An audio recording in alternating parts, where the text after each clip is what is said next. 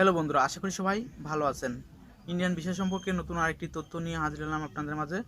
তো অনেকেই প্রশ্ন করছেন কবে থেকে ইন্ডিয়ান ভিসা নতুন করে আবেদন জমা দেওয়া যাবে, ইন্ডিয়ান ভিসা দেবে। তো সেই বিষয়টি নিয়ে আজকে তথ্য দেব। তো তার আগে একটি গুরুত্বপূর্ণ বিষয়, আজকে কিন্তু 29শে আগস্ট রোজ বৃহস্পতিবার।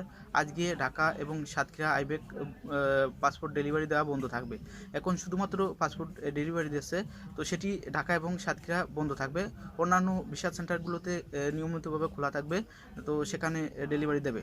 তো যে বিষয়টি নিয়ে কথা বলবো সেটি হচ্ছে কবে থেকে আপনারা নতুন করে পাসপোর্ট জমা দিতে পারবেন, ভিসা নিতে পারবেন, ইন্ডিয়ান ভিসা।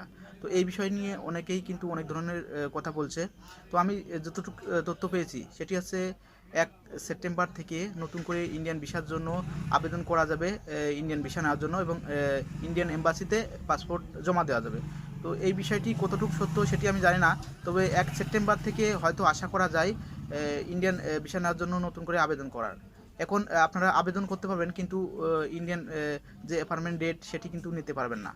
এখনও আবেদন করা যাচ্ছে, অনেকেই আবেদন করার পরে অ্যাপার্টমেন্ট ডেট নিতে পারছে না।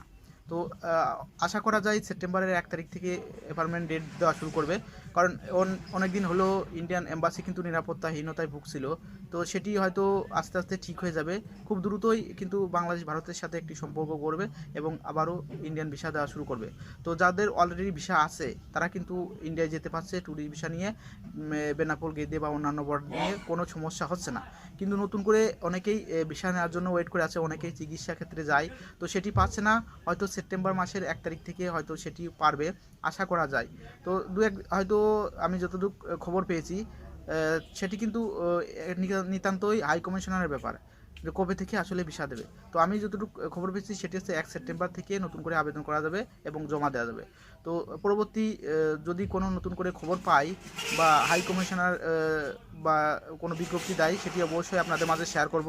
তো আশা করা যায় খুব দ্রুতই এই সমস্যাটি সমাধান হবে।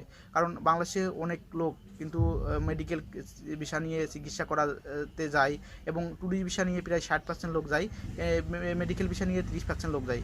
যার কারণে বাংলাদেশের সাথে ভারতের একটা ভালো সম্পর্ক ছিল এতদিন। তো হঠাৎ করেই দেশের পরিস্থিতি অনুযায়ী এখন বর্তমানে কোনো নোটিশ ছাড়াই কিন্তু ভিসা এম্বাসি নতুন আবেদন নেওয়া বন্ধ করে দিয়েছে। হয়তো খুব দ্রুতর সাথে আইন ব্যবস্থা ঠিক হলে, সব কিছু ঠিক হলে আস্তে আস্তে ঠিক হয়ে যাবে। তো যাই হোক, এই ছিল আজকে নতুন একটি তথ্য। যদি ভিডিওটি আপনাদের ভালো লাগে লাইক কমেন্ট শেয়ার করবেন এবং আমার চ্যানেলটি সাবস্ক্রাইব করবেন। আমি ইন্ডিয়ান ভিসা সম্পর্কে তথ্য সবার আগে দিয়ে থাকি।